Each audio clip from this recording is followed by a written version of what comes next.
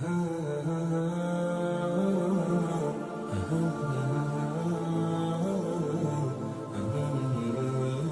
کی اچھی تربیت کرنا ایسے ہی ایک اہم ذمہ داری ہے کہ جس کے بارے میں جواب دینا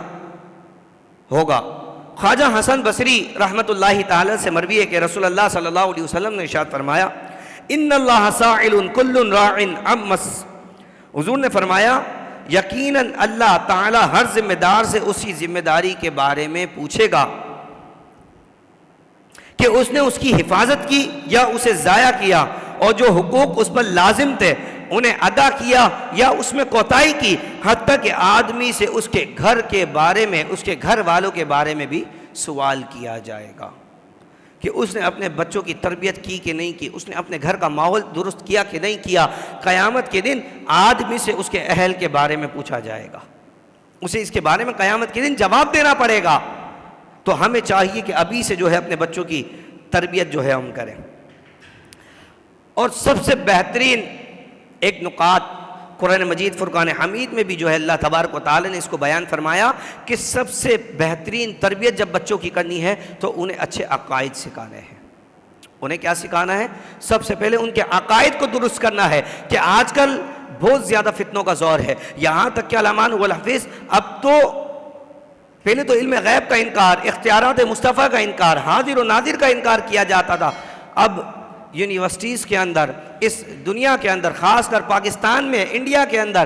جو ہے وہ اللہ تبارک و تعالی کی وحدانیت کا انکار جو ہے وہ کیا جا رہا ہے۔ آپ دیکھیں ایتھیس، یہ اللہ تبارک و تعالی کی وحدانیت کا انکار کرتے ہیں، یہ کہتے ہیں یہ کائنات جو ہے خود ہی کریٹ ہوئی ہے، یہ خود بخود سارا نظام چل رہا ہے۔ تو اپنے بچوں کو جو ہے وہ ابھی سے اگر ہم عقائد سکھائیں گے تو ہمارے بچے اس چیز سے محفوظ رہیں گے، ان کے فتنوں سے ہمارے بچے محفوظ رہیں گے۔ اللہ تبارک و تعالی نے قرآن مجید فرقان حمید میں حضرت سیدنا لقمان علیہ السلام کی اپنے بیٹے سے جو تربیت، اس انداز کو اللہ تبارک و تعالی نے قرآن میں بیان فرمایا۔ حضرت لقمان نے اپنے بیٹے سے عرض کی یا بنیا لا تشرک باللہ ان الشرک لظلم عظیم۔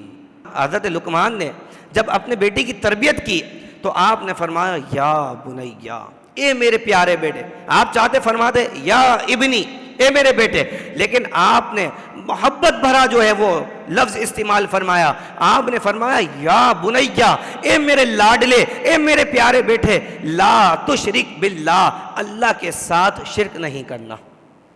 اب یہ اپنے بیٹے کی تربیت فرما رہے ہیں، کیوں نہیں شرک کرنا؟ آپ نے فرمایا ان الشرک لظلم عظیم، کہ شرک جو ہے وہ سب سے بڑا گناہ کبیرہ ہے،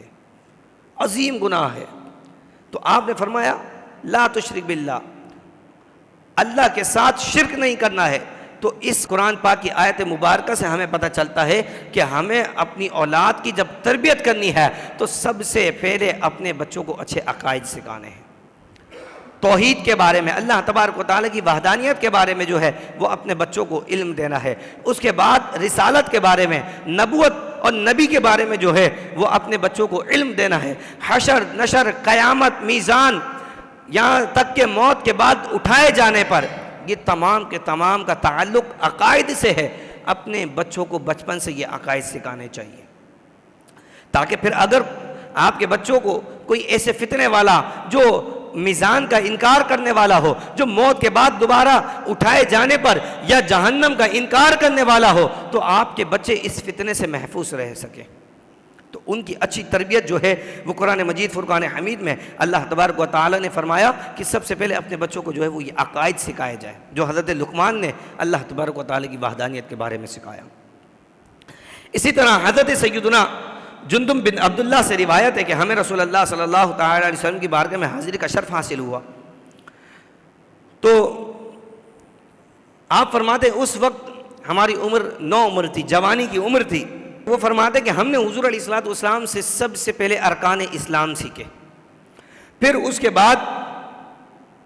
قرآن مجید کا علم حاصل کیا،